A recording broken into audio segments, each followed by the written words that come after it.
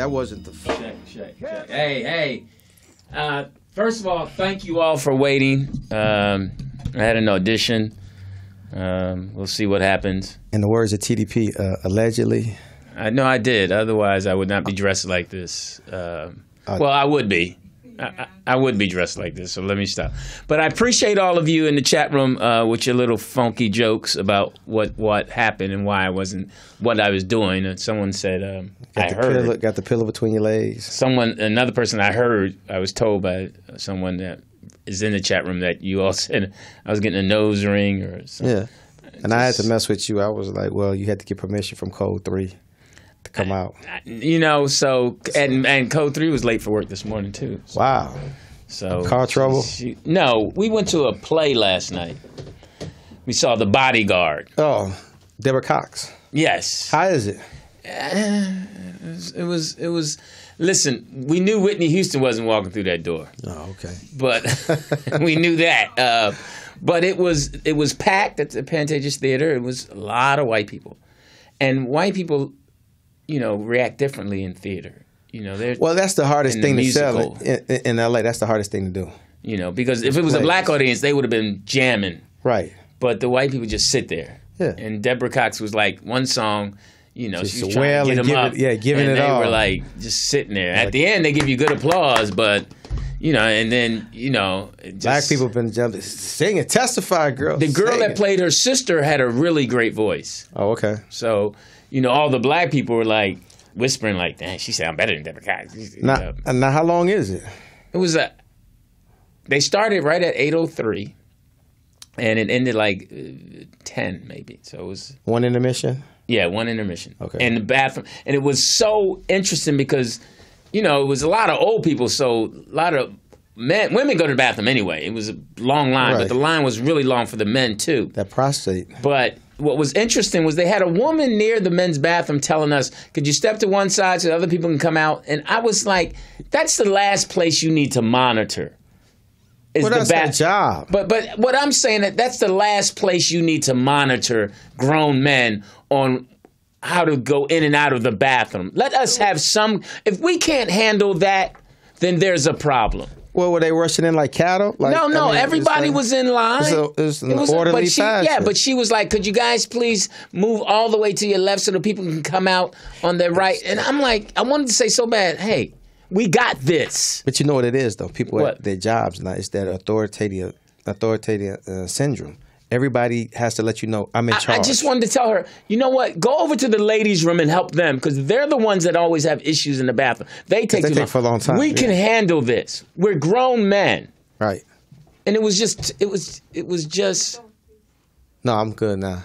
It was just interesting that I just said it's too much. It's too much of everybody telling grown people what to do. That's the syndrome now. It's not. I can handle going to the bathroom and staying on my side. Because that's the one thing that you're not gonna hold up is going to the restroom because you got to go.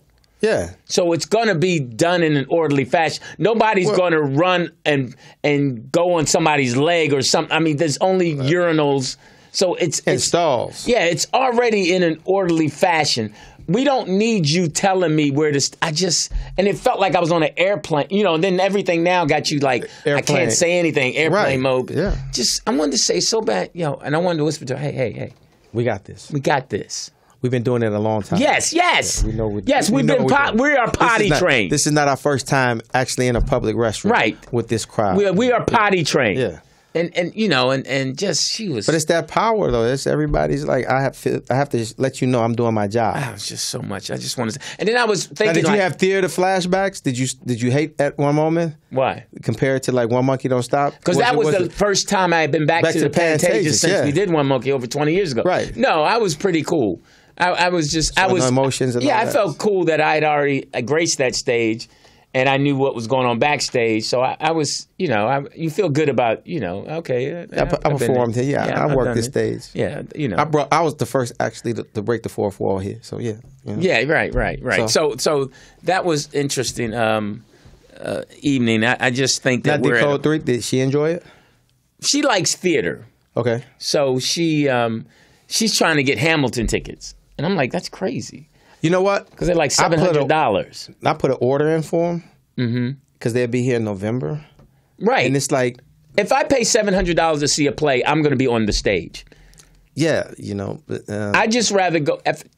As much as those tickets are, you might as well go back to slavery. And the $700, that's nosebleed. Right. That's just crazy. Nosebleed. That's just crazy. Yeah. I'm going to have dinner and lunch with the cast. I'm going to sit back. I'm going to tell somebody if they did a good job. They're going to come and do a birthday appearance? Yes. All of that shit. But people got $700. For the nosebleed. That's way up in the rafters. Right, because she showed me. Yeah. I looked at in the middle, it was $1,000. No, it's higher than that. It's higher than that. That's crazy. I looked at the seat chart and I was just like, because you have the left, right, and then center, and it's like, wow, really? So, and I understand people are going to be scalping tickets. Oh, yeah. That's what they do. Yeah. Go out there and buy the tickets, and then they sell them, you know, try to make a profit off of that. So everybody got to hustle, man. That's one thing that you have to. America is about the hustle. I don't care. Capitalism. People come from other countries, and it's just about everybody's got to hustle, and especially this weekend because it's Mother's Day, and every other corner is flowers and bears and T-shirts, and gift baskets. I saw people with a couple kids. Yeah, give them the grandma selling shit. the kids. I mean, everybody's got to hustle to Mother's Day. And, you know, I saw a T-shirt, if your mama ain't here, still get a shirt. I guess. Where's your mom at? Yeah, you know, you don't know your mama. I mean, every shirt has something that's just like, are you kidding me? But it's like on the corner, they got the little picnic table set up. They got the gift baskets, and they have the different sizes. You know, the least expensive to the most expensive. And it's really it's how you feel about your mom. Because if you come home with like a $2 basket, like, well, that's all I had. Right. You know, just the crack pipe. And then,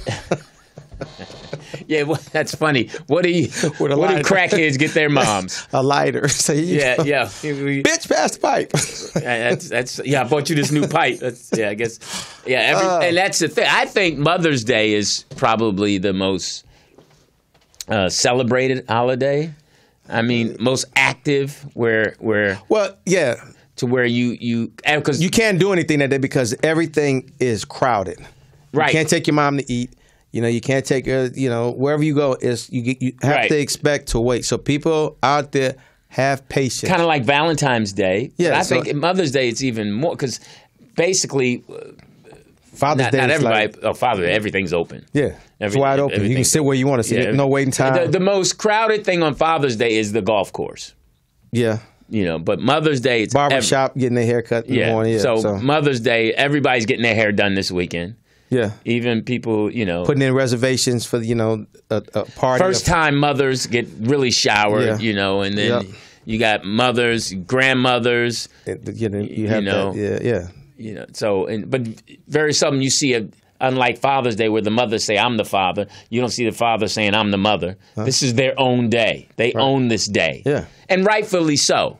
I mean, there's nothing like a mother. Happy Mommy's Day, Mommy. I love you. Happy Mother's Day. Now, do you call your mom Mommy, Mom, Mother? I call my mom Marge, no. Now, and I'm always shocked at people who can call their mother by their first name. No, I still call her Mom. Yeah, I call her Mom. Sometimes I say Mommy, but Mom. What's up, Mom? Yeah. Hey, Mom. You know, and what do you call yours, Poeta? Mom or Mama. Mama. Okay. Mama. It depends. That's funny. It would be funny to hear you call your mom Mommy.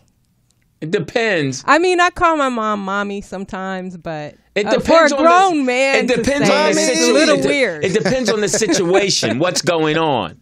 Like, if I'm whispering and they say, I love you, Mommy, I might say that close, hey, I love you, Mommy. Or I ask my sister, how's Mommy doing? That's sweet. You know, something like that. So, if I'm eating a piece of her sweet potato pie, it's Mommy. Yeah. Straight up. Oh. Well, you know what I mean. What's up? It's a pie that she's baked, you know. Yeah. That's nasty. People are just nasty. Just nasty. But yeah, moms, some people, you know, Mama Dear. Yeah. You know, and now, have you talked to your mom? Did she have big plans? No, she's hanging with Mr. Curtis, her man. boyfriend. Yeah, they hanging out. And they'll my sisters and them will do something. You know, yeah, she celebrated. What's your mom doing? She hanging out with her boyfriend. Yeah, so she getting her teeth fixed and all that. I'm like, all right, girl. Yeah, mothers like, are right, Mom. mothers are so strong. And before we go any further, peace to your heart to the people out there who don't have their mom this Mother's Day, and because I know Code 3, this is going to be her first Mother's Day without her mom, okay. So she's going to. Now you doing something special with her? No, she's going off with her and a friend or something. It's weird because if you don't know, if you have your mom, people who've lost their mom really have this thing that you can't understand. Because you haven't lost George Mom, yet. Yeah, you can't understand. Yeah. And rightfully so. And she's still grieving. Yeah, and rightfully so. It's because it's only been 3 months. You don't know what it's like. Right, to lose a parent. Until you've gone through it. Right. And so, you got to give them that space. Yeah. You got to give them that space. And we were kind of lucky. Our parents. Does she have any children? Who? Code 3. No. Oh, okay. No, that's one of the reasons why we're together. Oh. Because she doesn't have kids. Yeah. Does she want kids? This is where we are. Again, that's something else that's so personal with women who have kids and don't have kids, and who. Well, really... you at that age now where like I've raised and I'm still raising 2 kids. I'm good. Oh no, I don't want any more kids. Right, so I'm and she's okay where she is, okay. But the history to leading up to that is everyone has an individual story. Right. With women of why they don't have kids, why they don't want to have kids. Some have accepted the fact that they don't want kids, and they're really serious about that, and they let you know that it's not, because some people make it end all be all. That you're not really, because I'm sure women feel, a lot of women or people put on them that you're not a real woman until you've had kids and all that. So, and there are a lot of women who just, disagree with that totally. I don't want kids, Right, I don't like being around kids. I don't want to babysit your kids. Because if a man doesn't have kids, then people say he's gay maybe or something like that. They feel that way. They don't. I don't think it's the same stigma to men that women get. It's I don't know. I've decided not to have kids early on. Now, how do your friends? Because I've heard women say, "Girl, you just don't know what you miss." Just like that whole thing. How does that? How did some of your friends? Have you ever been I don't want to use the word attacked. Friends have said that very thing to me, but I don't have any regrets about it. So. Well, have you ever gotten into a conversation with your group of friends and about that, going back and forth? My cousin used to say, at least have one. Just one. Like it's a pack of cigarettes. No, try one. Yeah. My whole thing is, blunt. I don't know. I think I'm a coward in a way. I didn't want to go through pregnancy. That's, delivering and all that. I think that was a deterrent. Oh. Mm-hmm. So you're okay not having kids. See that coochie stretch. Do you feel like you're missing something? Slightly, but not really, because I worry tremendously about those I love already, like my parents and my brothers. I can imagine how stressed out I would be if I had a child. Yeah. Yeah, they can be real stressed out. Yeah. And how different my life would totally be. Yeah. Yeah, it's a responsibility that goes beyond any if you take it seriously. It never ends. You're a great parent, by the way, Lou. You are one of the best dads that I know, and I'm serious about that. What about me? Nobody know my story. No, Jeff is a great dad. Jeff fought hard for his son. But I have an interesting story. Fatherhood is almost like an advocacy to you, Louis. It's like yeah, it was important for me to be important for me to be a good dad and present dad. Yeah. And I enjoy it. I enjoy it. I totally enjoy it. I enjoy my brother is a great dad too. I'm so proud of and I like the husband and dad he's become. And I respect how your kids have embraced that. How they haven't rebelled and been defiant. Not to the point where it's been disrespectful. And it's interesting hanging with my son more now. Is he still living with you? Yeah, and I have to. Yeah, because I rolled up on him. I told you that. That was fun. That was hilarious. I have to pull back on my criticism because it's certain, like like he doesn't make the bed And up. I know that's hard as hell for you. Yes, it is. That's how much I love him. Because he doesn't make the bed. I up. know make the that bed up and is he doesn't hard wash for dishes. a Taurus man, but I was going to ask you, how do you, and it's almost you're answering the question, but how do you let them grow into themselves? Like by walking out the room. and just walking out the room and not and tell yourself, don't say anything. Right. But say what you have to say that's necessary. Well, you can say that. I just had an interesting conversation with my son Monday, and I hadn't seen my son for a minute. Okay. Because he don't call. He feels that I should have to call. And I'm like, okay, you got to figure this shit out. Right. You have to figure this shit out. Who the father, who the son is. You have to figure out who the adult is. So he came by and saw me Monday. He was with his homies. So his first continuous role of defiancy and rebellion towards me is he wanted to let me know he smokes weed. So he comes around me, he smells like weed. So I'm like, all right, cool. And then once again, how old is he now? 20. Oh, okay. But then once again, he flamed up. Mm-hmm. You know, and I'm like, Like okay. as in blood? Yeah. In Crip? Yeah. Oh, my God. Yeah, he flamed up. So he thinks I'm not supposed to say nothing about that. So then I'm sitting up there talking, and so his homie like, you know, Pops, yeah, we gotta do what we gotta do. I'm like, so how's all this? So his boy is talking for him. So I'm like, yo, you his mouthpiece. He's sitting right here. He not talking. So my son's just sitting there, you know, going through all the emotions of being high. So I'm just sitting there laughing. So I'm like, y'all doing good? So, well, yeah, man, we out here, we slanging. I'm like, y'all what? Whoa. We slanging. I'm like, okay, so y'all Whoa, gang. he's bold. Yeah, so I'm like, oh, so you. That's almost disrespectful. Oh, it gets worse than that. Oh, wow. It gets worse than that. Hilarious. Oh, wow. It gets worse than that. So now all this animosity and all this pent up frustration comes out. You know? So he calls me at like 1 o'clock in the morning. He like, can I holler at you? I'm like, you call. Can I holler at you? Yeah, I said, you call, so obviously you got something on your chest you want to say. You okay, first of all? He like, yeah, I'm fine, but it's just like, I just feel this relationship between me and you is like really fucked up. I'm like, yo, hold up, man. Yo, take that bass out your voice and your tone. You know, so he just proceeds to go on. And it pertains to me raising him, going through everything, being a disciplinary, keeping my foot in his ass and on his neck, not letting him do the shit that he wants to do now. You know what I'm saying? Mm-hmm. And then it comes back, it came back full circle to the basketball. Now, you know how I was with the basketball. Right. I was there. So his whole thing is, I should have called the head coach at Northridge and talked to him. So this is where he just went off and said, you know, that was kind of fucked up that you wanted me to sit in the hot sun in the valley in a parking lot in a lawn chair and wait for the head coach to pull up when my dad has the head coach number and you could have called and just talked to him. And I'm like, well, that's you. You want to play that. So he proceeded to go on and go off after that. So by the end of the conversation, I'm a failure to him. I'm a bum, broke-ass nigga. And then those words came out of his mouth? He said, you ain't nothing to me but a bum, broke-ass nigga. You ain't never been funny. You ain't never gonna be funny.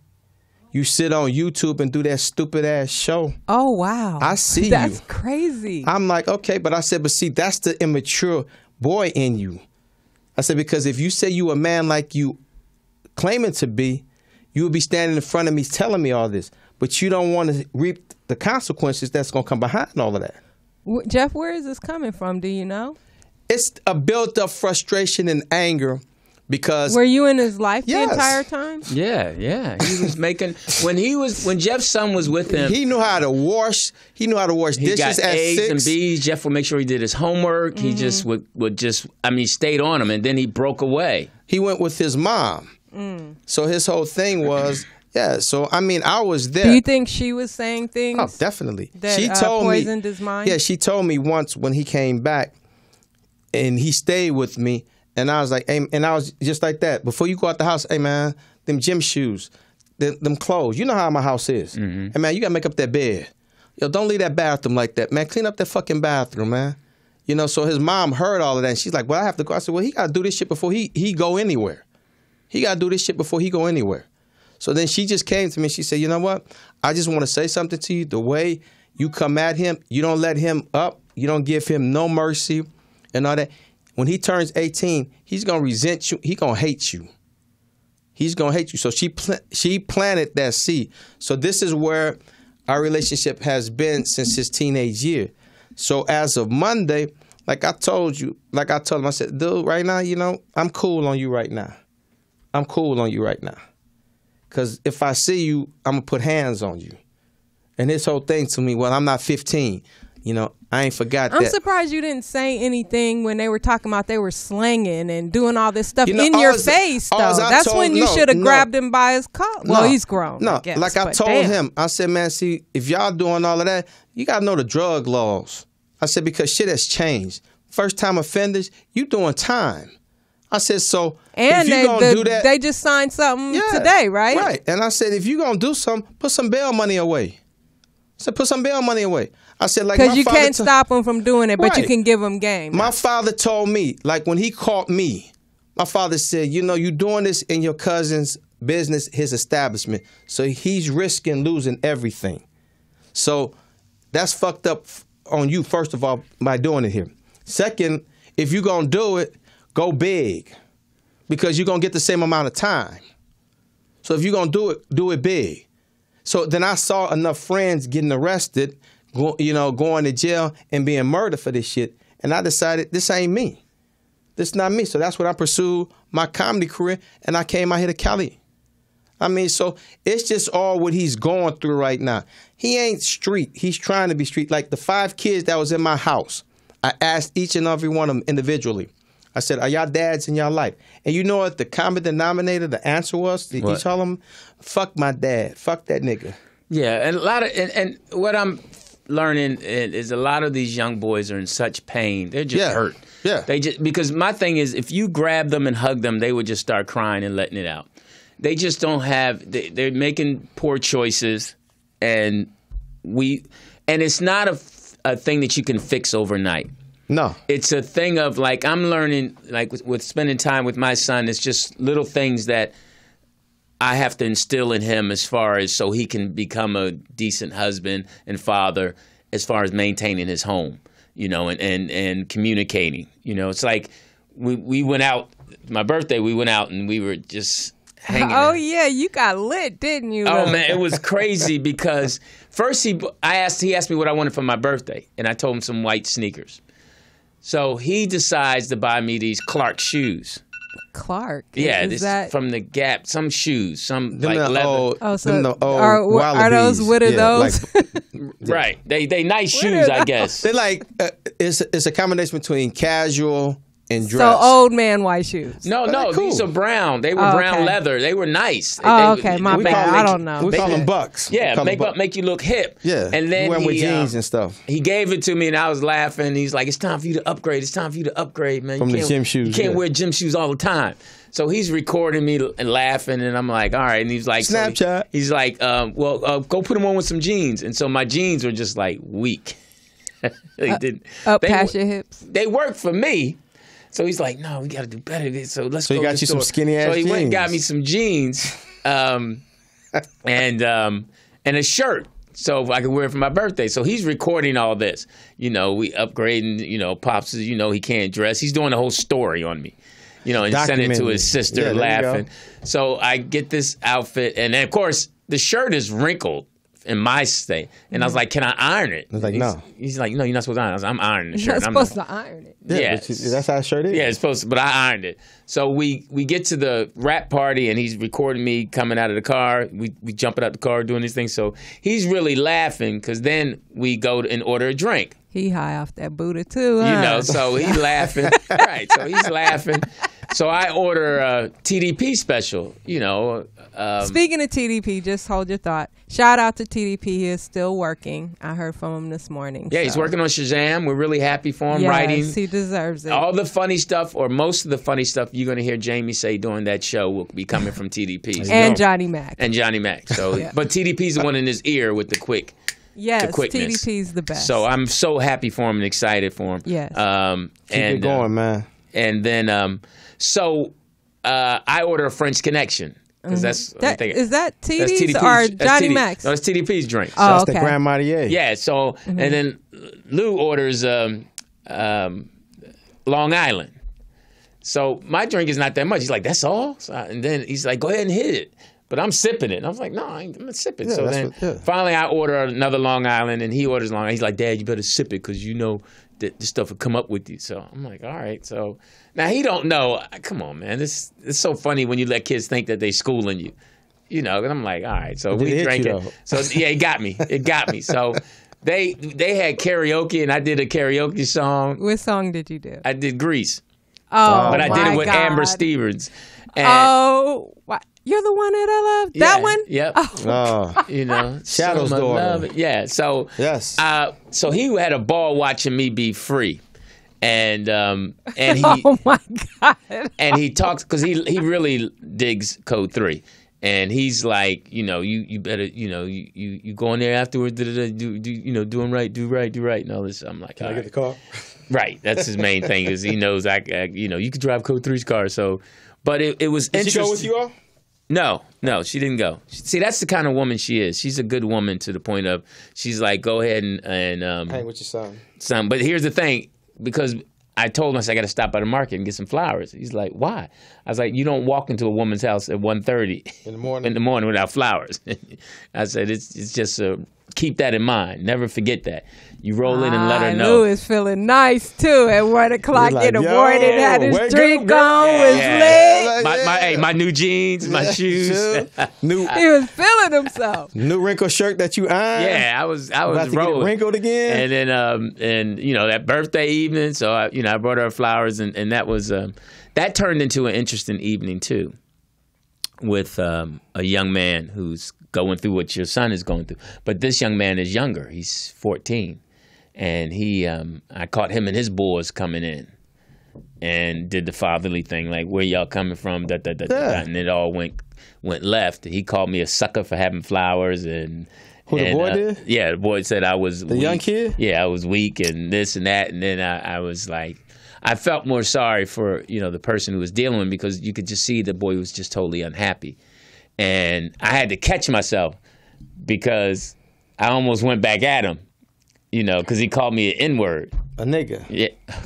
Okay. So I had to catch myself, because I was like, all right, this is not my son. Right. Because, you know, I'm like, he doesn't even know me, and I'm just trying to help him. My son would never call me that. Right. And to my face. Right. He could be angry with me, and I've really gone in on my son. I'm like, you haven't seen anything yet. Thank you. So I was shocked, you know, and not so much hurt, but just shocked. And really hesitant that I felt like I really wanted to go. Because his buddies was with. I was ready to really snatch him up, but I knew that wasn't the right thing to do, because he was. Now, just do you know the kid? Yeah, I know him, and I have a, you know. But it was interesting, that whole dynamic of, I didn't want to embarrass the person that I was, that's related to the kid, and I. Oh, okay. But you know, the kid was, and then when because we took the other boys home, we messed up his whole program. Right. What happened was because he didn't expect me to roll up at around 1:30, 1:45. Yeah, okay. Because they thought everything was. They like, oh man, you know. Right. And so I'm like, right away, when you see 4 boys going into a place at 1:30, because you got to come in with flowers. Right. And you coming in at 1:30, somebody's got to say, where y'all coming from? What y'all up to? Right, exactly. And then we took the other boys home, so it messed up this whole program. evening. And then when we were getting in the car to take him home, he comes out on the porch and starts talking more trash to me. And first thing he asked, well, where's your Jeep? Where's your Jeep? And I know he wants to, I know he wants to hurt my car, because that's all he can do is the lash out. I know that. Yeah. But it was just interesting. What took me back to, I remember explaining to my son's mom how important it was at 13, 14, 15. We all knew that the boy hangs with the dad. Right. That he because he's going to run over the female. And for those of you out there who don't believe that, and I know women can raise men, we know that. No, because it's true. I'm not cutting you up, because even when he was with his mom, there was an instance where we communicated and we talked on the phone, and I heard him snapping on his mom. Right. And I had to check him. I'm like, you know, you're not grown. No matter what me and your mom going through, that doesn't concern you. You don't talk to your mom that way. Right. Don't ever let me hear you talk to your mom in that tone of voice. Right, and that's ever. basically what happened in this situation. Was in talking to him, that's how he got to him calling me the N-word. Was his friends were listening to his family member, and he was all on his phone, and then he said something to her rude. I was like, hey, hold up, man.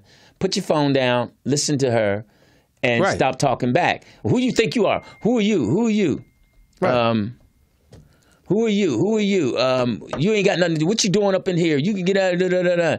And I was like, and I wanted to hit him with the line of, look, because he was like, this is my house. I was like, no, fool, you ain't got a pot to piss in and a window to throw out. Yeah. This is not your house, And then I realized how much pain this young man was in. Yeah. And I know it's going to take years, or at least 6 months to a year, to convince him that I'm on his side. Right. And it's going to take him lashing out, because they have to have someone to lash out at. And you the new person. Yeah, right. and that's okay. Right. Because you need to get that out. You need to get that frustrated, because you're angry. Right. And you're hurt. And that's a lot of us who, if you've never been there, well, you're living a great life. But, because his dad's not around, his mom is, crazy. So, he doesn't have any. And it's so hard. And this goes back to being Mother's Day. I read this Bill Russell quote about, once you know your mother and father loves you, you're ahead of the game. The rest is, I'm paraphrasing, the rest is gravy. Because that's one of the things that we all know, that our mothers and fathers love us. I mean, I can't even imagine my dad, not loving me, or say he's in jail, or I've never met him. And my mom, we don't realize how lucky and blessed we are to have our parents. Because a lot of people going around who, it must be like, wow, I'm not that important. Yeah. For you to do right and put me first. First, yeah, exactly. The sacrifice. So that built up. I mean, 14 years of that has to make you want to just go outside and scream. Right. And that's why they gravitate to the negativity. Right. That's why I'm assuming that the gang members, that's their families, and that's who they see in the streets and all that, and they feel that that's who they get their love from. Right. And it'll make you lash out at somebody who's really trying to help you, because what you're really doing, a young person really doing, is seeing when you'll bail out. Yeah. When you'll bounce out. I'm bouncing out. Yeah. And so that's one of the reasons, because they always say mothers will hang in there. They won't give up. Mothers will, they will love you and that's what women, God put them on this earth. They do that. Yeah. This girl I know, she loves this boy so much. She sacrifices for him. She, but it's difficult to convince the woman that, hey, listen, let me have him. Because a lot of times they feel like, well, I'm not doing a good job. No, it's nothing to do with you. It's just he's a boy. It's that threshold. You can't take him from boyhood to manhood. Right. He now knows. Cross that bridge. He basically not knows, but feels what you're here for. Right. Which is reproducing. Right. Which is a man is going to lay on top of you. He now knows that. Right. When he's 8, 9, and 10, he doesn't know that. He's just lashing out. But when he becomes 12, 13, 14, he now understands sex and that. And all that. And how. He's engaged in it. Right. Yeah. So, and then he gets a better idea 17 and 18 years old about his responsibility. His brain is developing a little more. Just like right now, your son is going through, when he's 25, 26, he's going to apologize for some of the stuff he said. Because he's more mature. Well, like I told him, you 20 right now. Your daily task, just like my daily task every day, you got to get to 21. Right. You got to get to 21. Right. And the lifestyle that you choosing to walk down there now, it has no friends. There's no rewards. It's nothing but consequences. Right. Oh, and before we go any further, congratulations to Aaron, daughter graduating. Oh, congratulations. Aaron, way to do that, way to handle that. And whoever else's kids out there has graduated or are graduating, congratulations. Well done. You put some work in. We're going to take a break and come back. And I'm Louis Dix. Jeff Arnold. And Man's World. Code.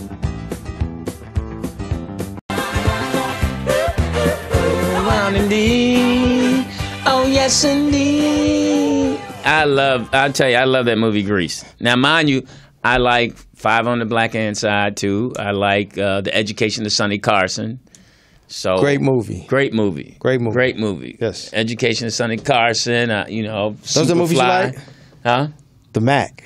Oh yeah, Superfly, the Mac, any which way up, Richard Uptown Pryor, Saturday Night. I mean, come on. Come on. The Godfather comes to Harlem. Yeah, but Grease and Moulin Rouge, I'll do a musical. I haven't watched La La Land. I put it in. La La Land. Yeah. And what happened? I had to take it out. Was it that bad? Yeah.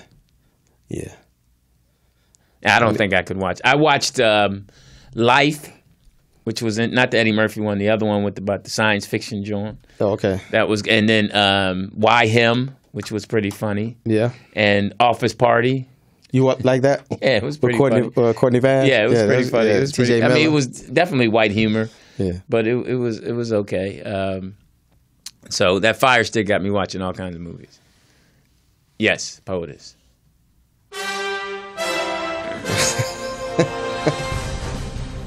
No, I can't sound like TDP. We miss you, Teeter. It's news Sorry to with John interrupt in a Lemon. man's world with breaking news. Yeah, there you go. That's good. See, I've been practicing. No, it's a whole man. It is a whole lot going on. That it is. Oh my God! And real quick, before you go, POTUS said something funny. Go ahead. I was laying up watching CNN. Alone? No, Code 3 was laying there, and she said, just a matter of fact, why are we watching this? She was just so done with the stuff going on. She said, why are we watching this? So I switched to Little Women of Atlanta. But okay, I'm just kidding. I'm just kidding. Go ahead. They still have drama on that. Oh my God. There's so much fighting on that. Man, some little people need to stop. Oh, they my just God. need to stop. But go ahead. Sorry to cut you off. No, the little woman. Did you see her boyfriend? I did not. I've never really watched he's like it. 6'6". I really never. Like, I can't take wow. it. I can't take it. But go ahead. I can't take it. I can't. No, POTUS said something funny about Trump. So she was patiently waiting for them to put the handcuffs on him.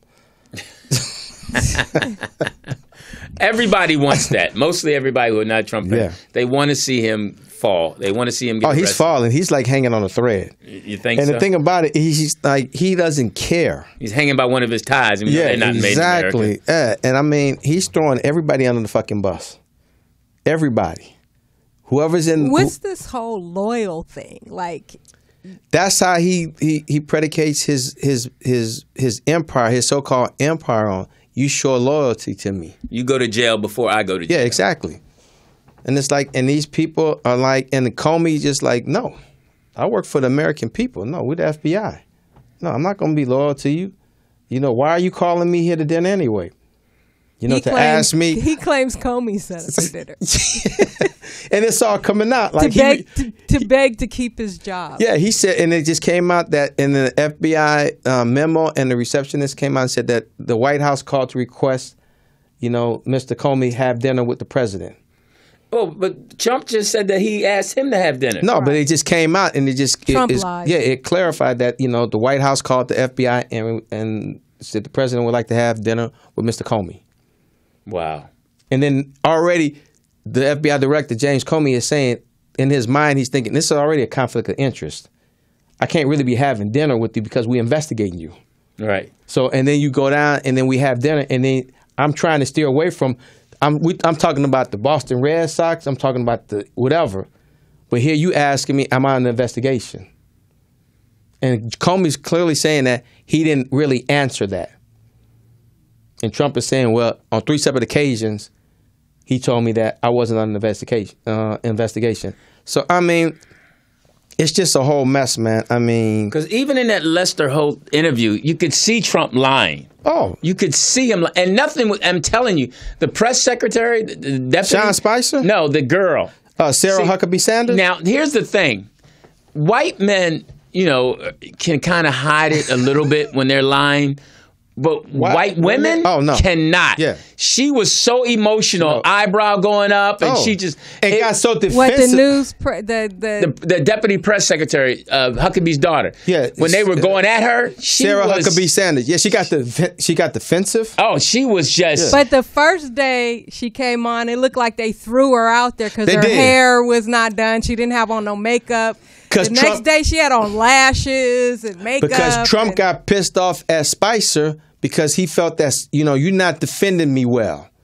they're coming at you too hard, and you're not defending me well. So when all that shit hit the fan, and Spicer was probably like, "Yo, man, you just keep lying, I can't lie no more. I can't make spin up. This shit man, no more. Listen, man. Could you imagine having that job? You'd have to practically be a soulless genius. The only thing, the morale around there is that when you walk in that Oval Office, it's nothing but fear. He instills nothing but fear. I heard that when they said when he gives people ice cream, everyone else gets one scoop and he gets two. Yeah. That's how that motherfucker is. And a Coke. And everybody gets water. Yeah, exactly. That is hilarious, man. I mean, but the morale around there is like you operating under fear, pressure and fear. Because you can't do anything wrong. Because if anything goes wrong, when he snaps, now imagine when he snaps on Spicer, and Spicer has to take that. Spicer has to come back and take that shit out on somebody else. Because he has a staff. She was struggling. She was struggling. I mean, I didn't feel sorry for her. I was laughing at her, but when her eyebrow went all the way up, none of my fuckers, and she was like, yeah, because she's already cockeyed. Right. We have a call. Hey, caller. Hey, what's going on, you guys? It's D-Cause. Hey, D-Cause, what's up? What's up? Hey, man, Trump needs a person like a Bernie Mac representing him. You motherfuckers like that. You motherfuckers. Yeah, exactly. Motherfucking shit. He'll be like, let me tell you, motherfucker, something. You can kiss my motherfucking ass right now. You ain't gonna ask my president a motherfucking thing right now. Exactly. That is funny. I miss you guys. By the way, happy birthday, belated birthday, my brother. Thank you, man. Thank you very much. I had a quick thing with Poetess because a couple of weeks ago you guys had touched in on about the riot. Right. Now, P, you said that you were finishing, you were mixing your CD around the time. Yeah. Did you steal it? Yeah. Were you down at Paramount Studios on Santa Monica? During that time? Yeah. I was around there, yeah.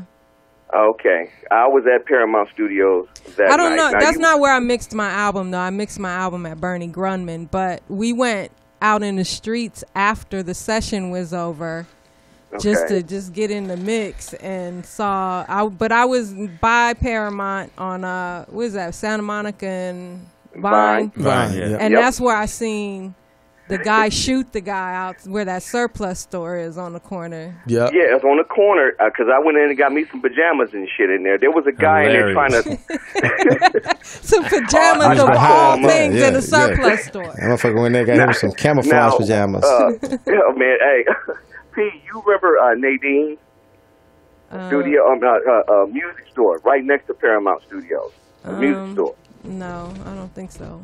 Oh, okay. I hit him up. Got my first studio in there. But he noticed statute of limitations up. He's just dropping dimes. Yeah, he's like, nigga, he's snitching on everybody. Actually, I was the lookout man. And there's a known guy, Pete. I know you know who Chocolate is, Mario. Yeah. Oh yeah, he. We hit him up.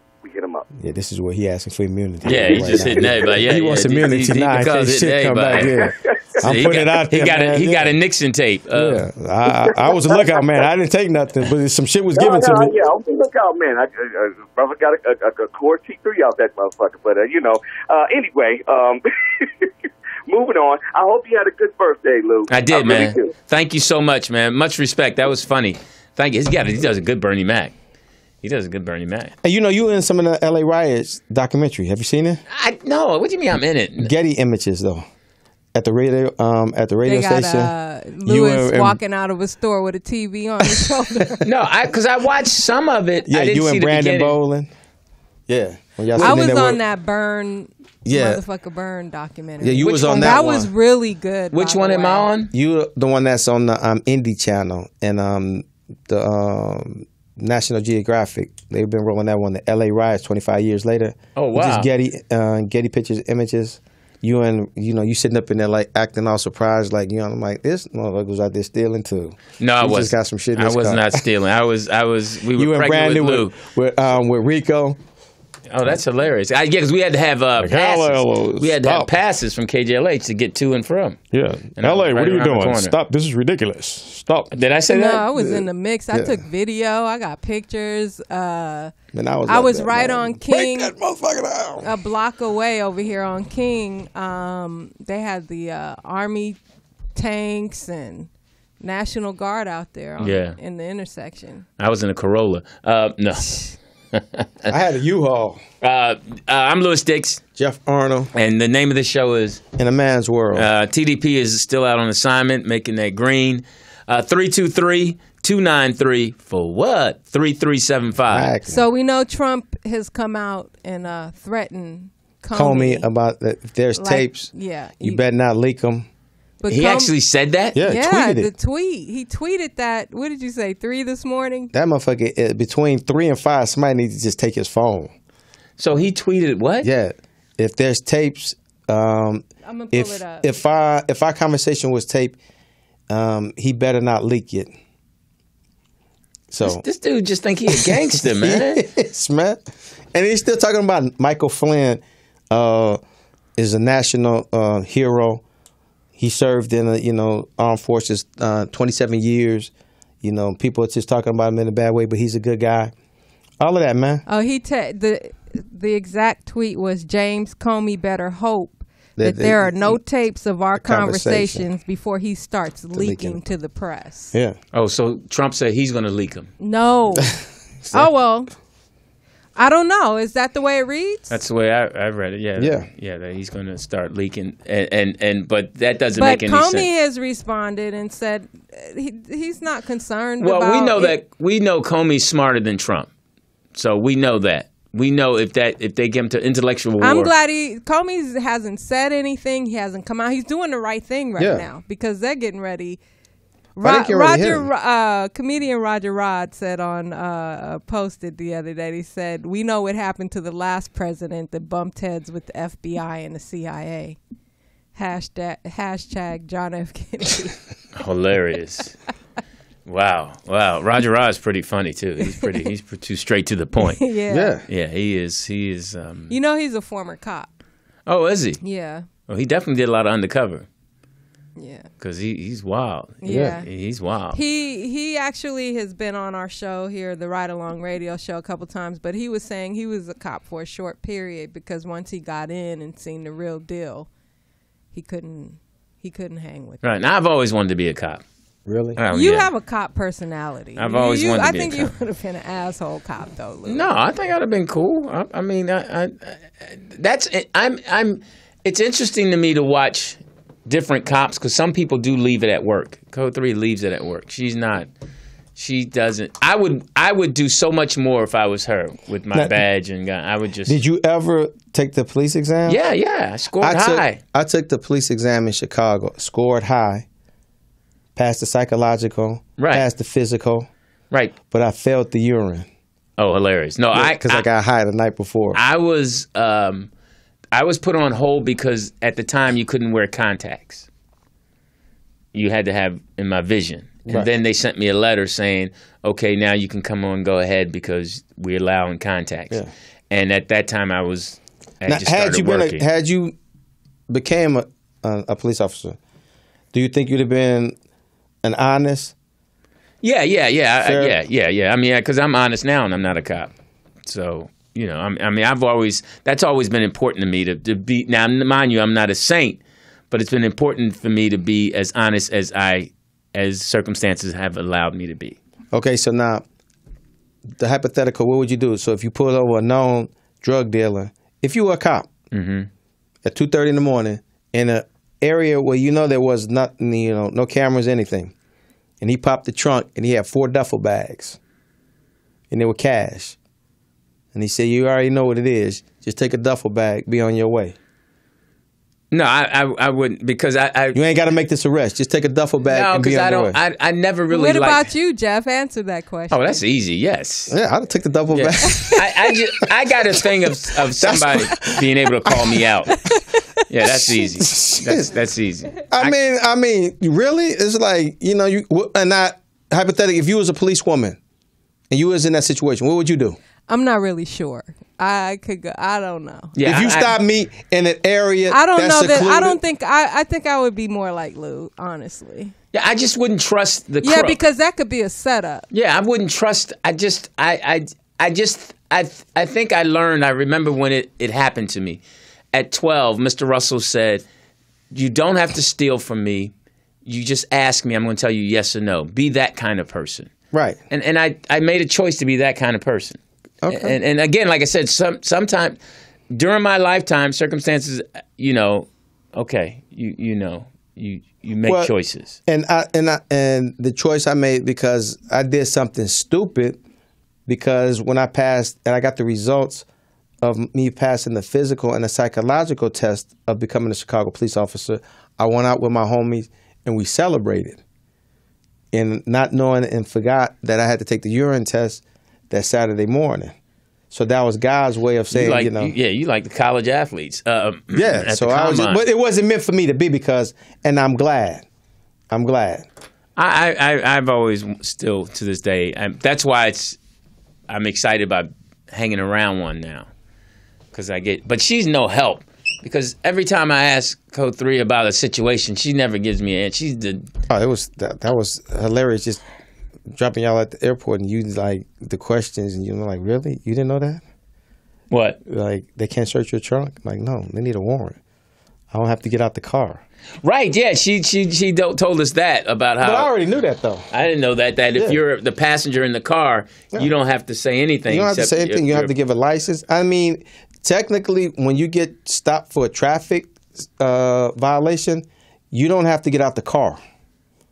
You don't have to get out the car because you're not posing an intimate threat or danger to them. The Code 3 is so nice.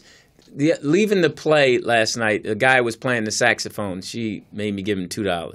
She didn't make me, but she suggested it, and I'm like, "You didn't want to do that?" The good side of me, no, I ain't going to do that, but. She's the good side of me. I don't understand that. You know, some people have a problem with me with that. I mean, you know, my dad had always taught me that, you know, you giving that $2, it may hurt you, but you may prevent that person from doing something tragically. I mean, because you have to take into consideration in a split second how many times they've been told no all day. All day. That's a good way to look at it. They've been told no all day, and they hungry. See, people don't understand. Like when we was talking earlier on one of our shows, when you all was disputing, it's like when you have hunger pains and you're not eating, that brings out the beast in you. And if if you ask 9 motherfuckers a day, can I get something to eat? And they've turned you down and been cold to you, that 10th person may catch it. Because I'm at the point now where I'm hungry.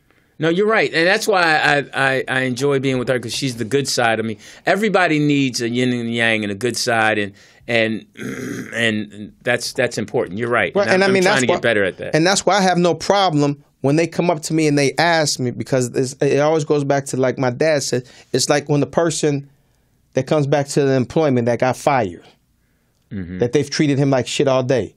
But you was the one person that always spoke to Charles. What's up, Charles? How you doing today, man? How was your weekend? You look good this morning, man. You good? But then he gets fired, and he comes back, and he shoots up the office. But he gonna come to you and like, hey, man, you know what? This is your day. You need to get up out of here. Right. Now, I'm good at speaking and saying hello. Yeah. It's just coming out of my pocket. Now, mind you, I'm better at that. But she's good at coming out of her pocket. But she's it doesn't, really if you know you got a little change, it's just that the perception of what that person, what his thought process is going through at that moment. Because if he's extremely hungry, he may just be like, you know, fuck this. So, I mean, I'm glad you did give him $2 because he made it hit you in the head with that saxophone. It took the $2. And yeah, maybe shot his ass. Maybe she definitely. No, she's she's all about being a witness. She ain't off duty. Yeah. Yeah, she not about getting. She's like, I'm gonna be a good witness. Exactly. So hey, listen. Any more news? I'm sorry. Plenty of news. Trump is. One thing that's hitting the internet is that the Steve Harvey email. Right. Did you see that? I read that. I'm not mad at him though. I'm not. I mean, because I've been in that world, and I'm in that world. Okay, right. Okay, you are. And it's like it gets to that point. You have to set the parameters like early. I mean, because people do take advantage of you. I mean, if you're going like the coolest person like I've ever met, celebrity, and he doesn't take all of that, is like Drew Carey of The Price is Right. Drew is just so cool. Yeah, and he's a comic. Yeah, but he's cool though. I mean, Drew doesn't have the security. You can approach Drew at any time. He stops. He take a picture. He talks. But I mean, when I worked for Craig became like that. So I can see the process building up to that 5th season. Because when I read it, I already knew the first season, everybody was coming up to him. Because when you work on that show, you're accessible to him. So, and then you bypassing, because you do warm up on shows. So you bypassing the audience coordinator, you inviting your family, you inviting your friends. Yeah. And then you walking it, then you showing them the set before the show. That while the audience is sitting there, you like, hold up. And then you come in and you grabbing them and you bringing them down on the stage. And then you walking by, hey man. Do you think he could have delivered it and you know what? I'm with you, Jeff. I'm not really upset. I've worked with Steve, so I'm not surprised that that this memo came out. And I mean, I don't have any ill feelings towards Steve or anything, but I am in the industry and I know how it is with people's time, especially with Steve doing radio, doing television. So every minute is important. So it probably got to be a problem with people coming up to him. So, then I think also because he met with Trump, they're going to be messing with Steve on every little thing now. Yeah, exactly. And the whole firing of the staff, to me, that's just the nature of the business. I mean, I don't think it would have made financial sense to transport everybody to California and put them up in housing when they don't even know their way around LA or California. Well, he could have done that or gave them an opportunity. But, you know, me being in that industry and me knowing that and trying to think his mentality, he just cleaned house because when he come out here, he just want a clean slate. You know, he doesn't want that cancerous shit coming out here with him. One person can affect everybody because if that one person sees me talking to him, then they feel that they can approach him. And so Steve is loyal to the staff that he has that's been with him. Like all the people, well, not all the people, but a majority of the people that were with him when he was in LA over 10 years ago are still with him on his team. So, I mean, I'm not really mad at Steve. He has the right to have a choice of who he wants to work with. Yeah, I think one of the things that got the memo that alarmed everyone was it was in such detail.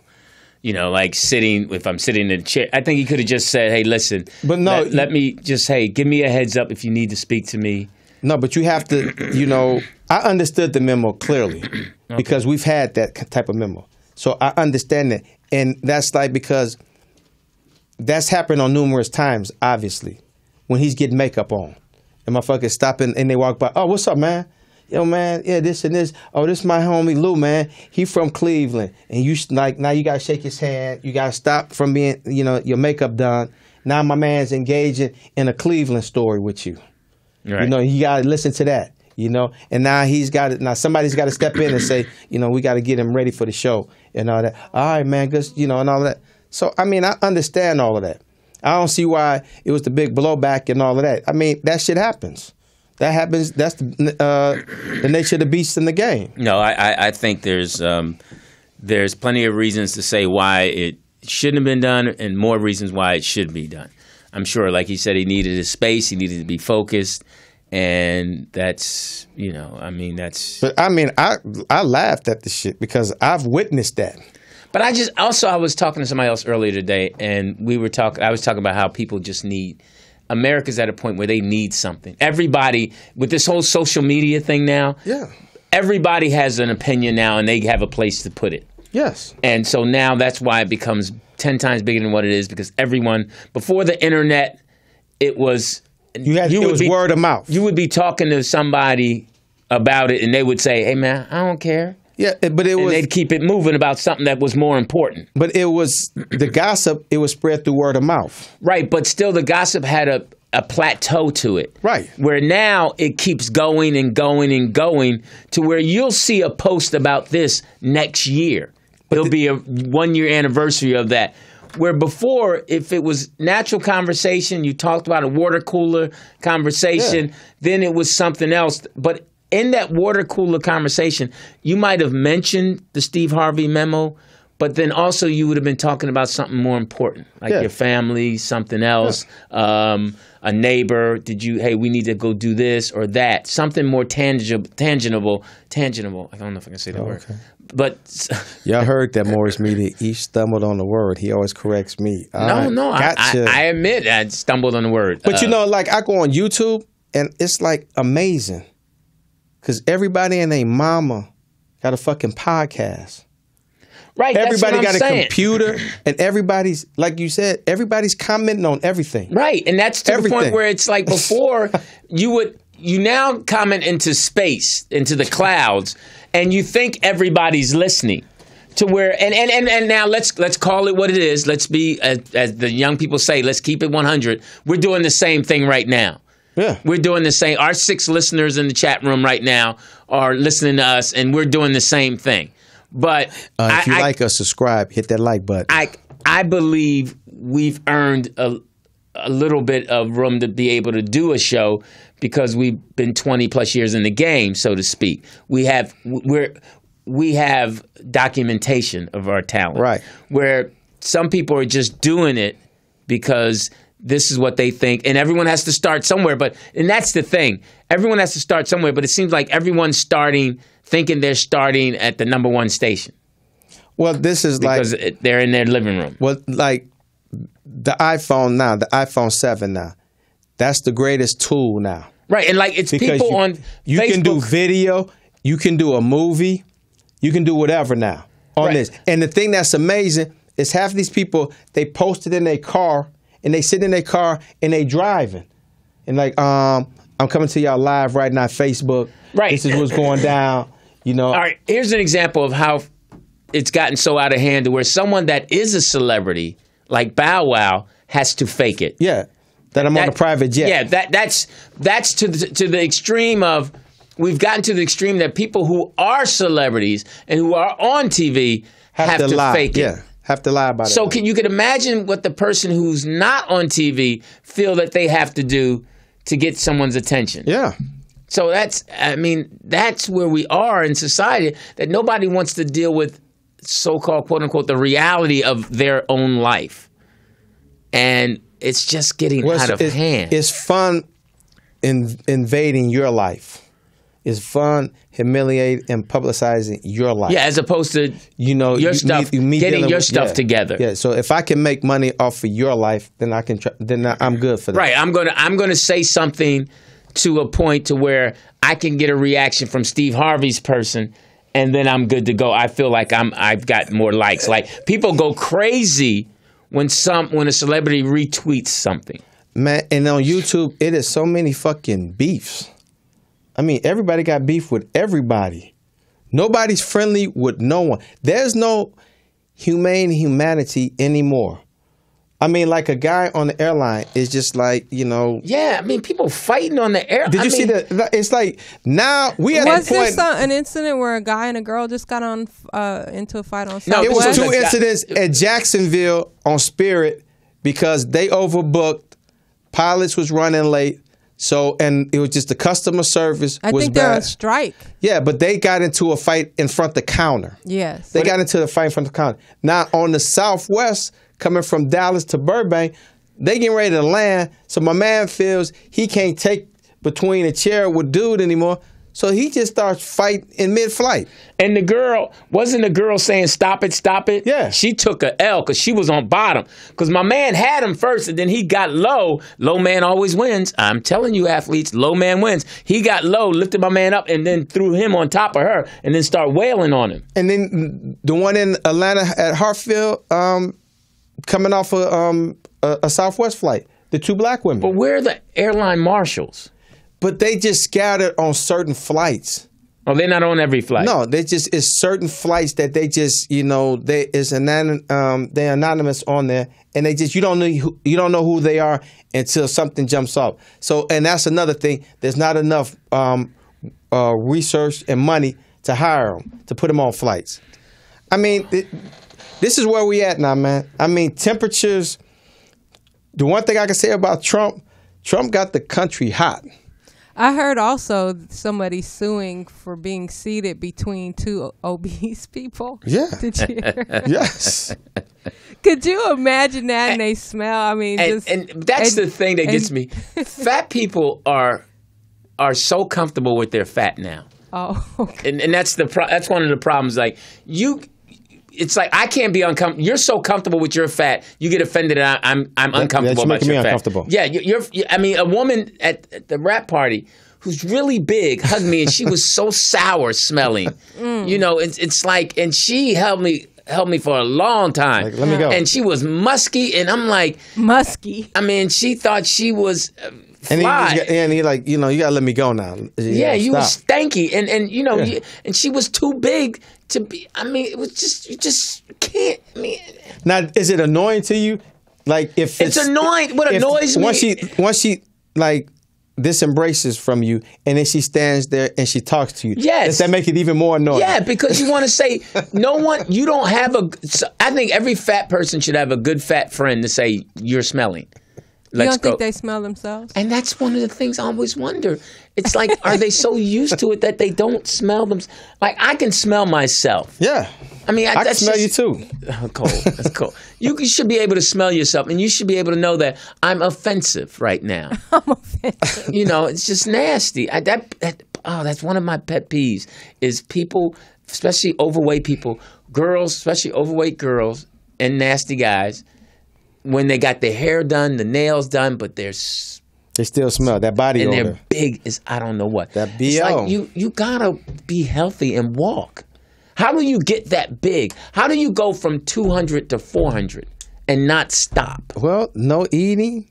I mean, it's just constant eating the wrong things. The sugar build up. I mean, it's just but at one not point exercising. You have to take your clothes off, and I'm assuming there's a mirror in your house. What? At what Not point do you necessarily. say, this doesn't look good? Not necessarily. Not even counting the health thing.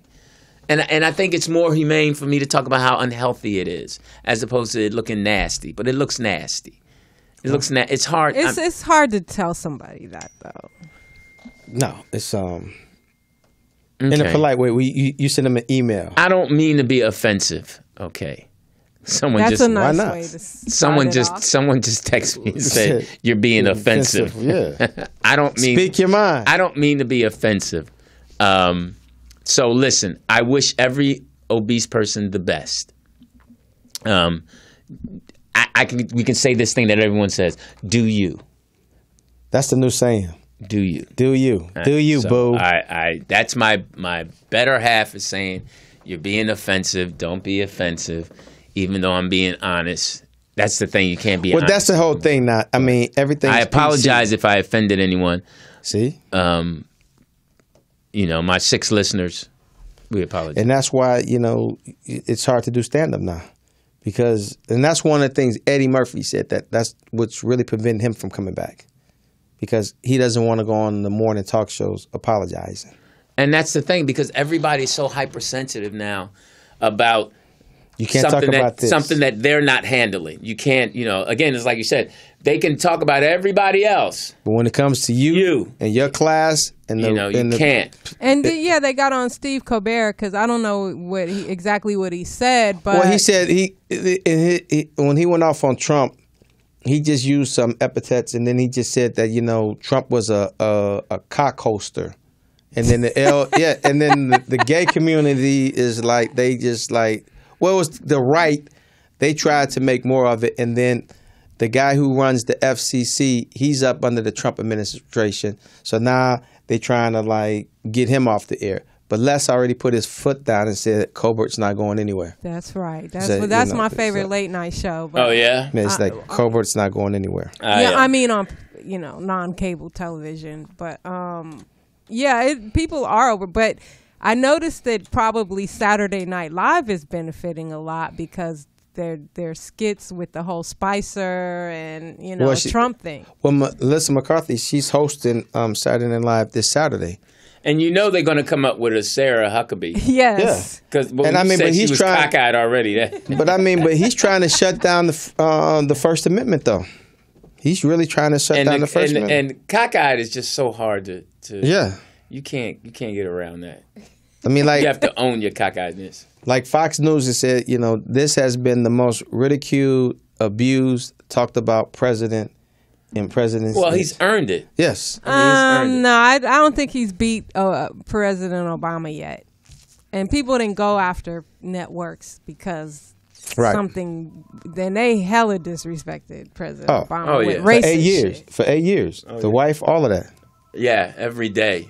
So 323-293 for what? 3375 is the number.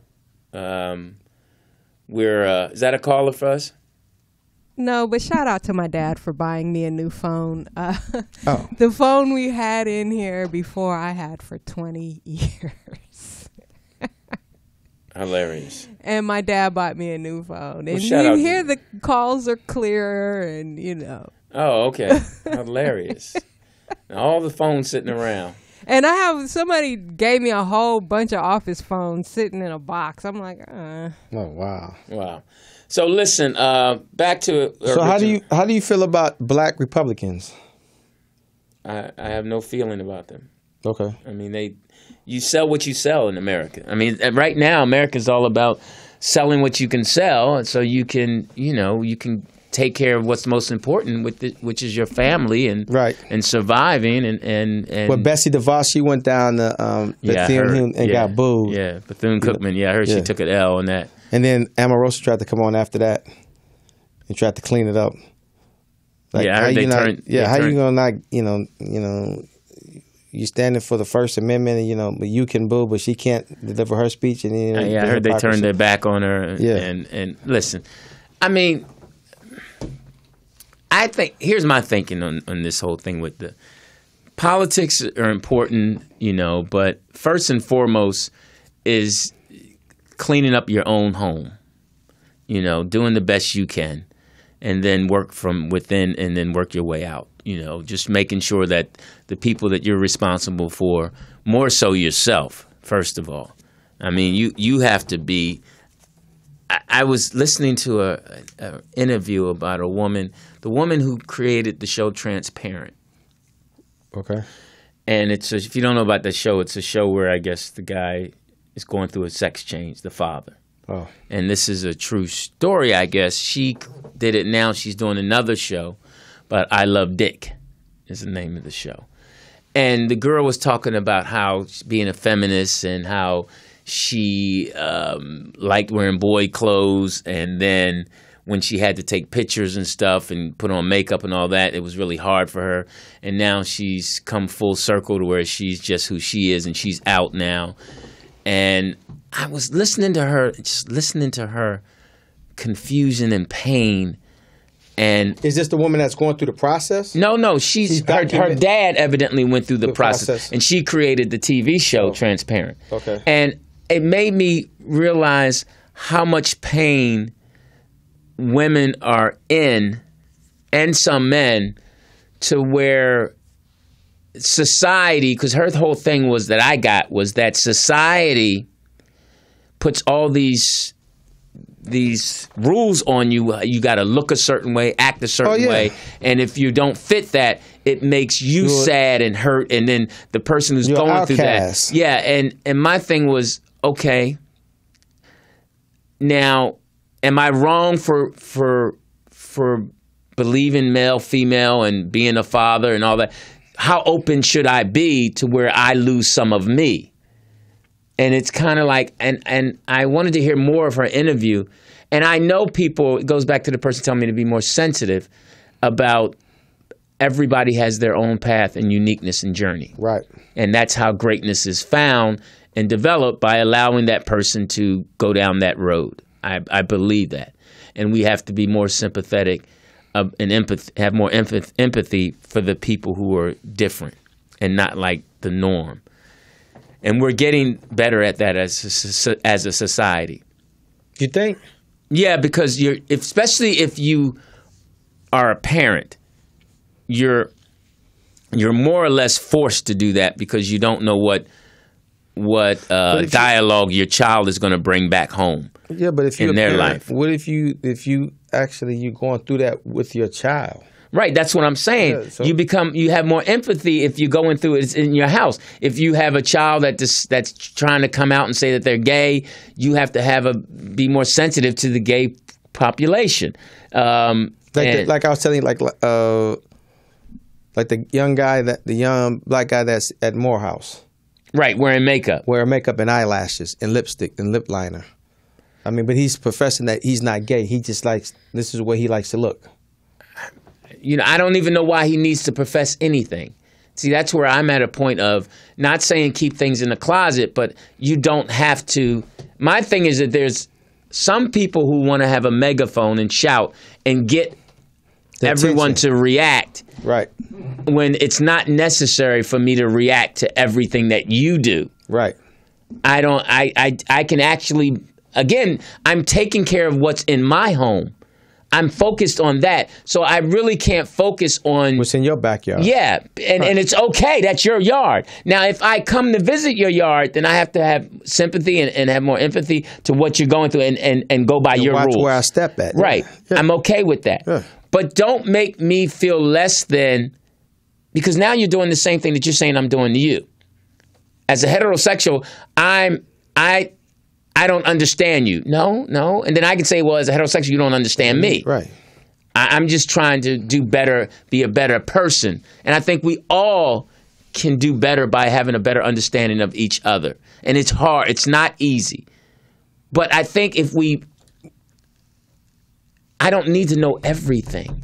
And it's like these young people are putting everything out and that's there. the thing of social media, because I want you to experience what I'm going through moment by moment, minute by minute. Because sometimes I don't care right now. Exactly. I can't care right now because I'm trying to save this other person who comes in my home every night. Right. I got to pay attention to him. Right. And I got to protect him, because if something happens to him, it's going to affect me. And that's what I was trying to tell my friend who's young 14-year-old is going through it, is that I have to step up.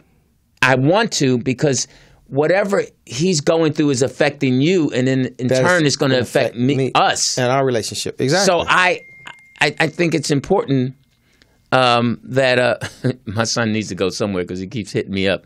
Are you still on air? But he doesn't realize I have to go to practice anyway. See, that's another thing. See what? Dependency. He has to go somewhere. He's a grown man. See, my whole philosophy, and that's what I tried to tell my son and all that. See, you want to act grown, right? In certain situations. Now you sit and you waiting for me to come take you somewhere, right? Where you should figure out how to get there yourself, right? Now, but see, I'm learning that might not be the case, because and this is one thing that Code 3 is really good at me about, making sure I have all the information, and people do that. It sometimes go off not, and I used to be really good at going off not having all the information and just picking a side and thinking I know what's going on. So I'm trying to work on that part. So I'm now understanding that his text of "Are you still on the air?" in my mind and the parent mind, thinking I know everything, is that you need me to do something for you. Right. I don't know that yet. Now I also have to be understanding that I've already told you my schedule. Right. For the day. Right. So anything you have to do has to be after that time anyway. Right. Now, something must have come up. Now, so I have to understand that. So if something came up, because he had an appointment, but he told me on another text that he canceled the appointment. Now the appointment may have got rescheduled. I don't know. Yeah, exactly. So, but you won't give me more information. Right. That's what we have to teach these kids now to communicate more. Right. And hopefully, I guess the gist of the show is let's communicate more and be better at it and listen to the full, because that's what a good woman will teach you. Back to the whole thing about giving your son a ride. When I was coming up, my parents wouldn't give me a ride nowhere. Right. Like, they wouldn't pick me up. They wouldn't. Rarely would they if it was convenient for them. Yeah. But I had to take the bus, and that pressured me to get a car. Right. Like I got a job. I said, I'm weak in that. You're good at that. I'm Uber. But see, and that's the thing that put the strain on. As soon as you stop doing that, they'll get a car, Lewis. I'm telling you. Because they're going to get, especially trying to ride the bus in L.A. Oh, hell no. But see, that's the thing that what kind of separated me and my son, because going into his sophomore year, he fucked up bad with me because I was getting up at 5:30, getting him up at 5:30, and we was going to his high school. I had a key to his gym. We was going in there working out. Mm-hmm. And then he got caught in a lie, and he lied to me to my face. And I was like, okay, I'm cool with that shit right now. Nah, this is what you got to do. I'm not getting up and taking you no more. You got to take the bus. You got to get up at 5:30 to be at school for 7:50. So you got to go through the jungle. You got to go through all of that. You got to learn how to do that.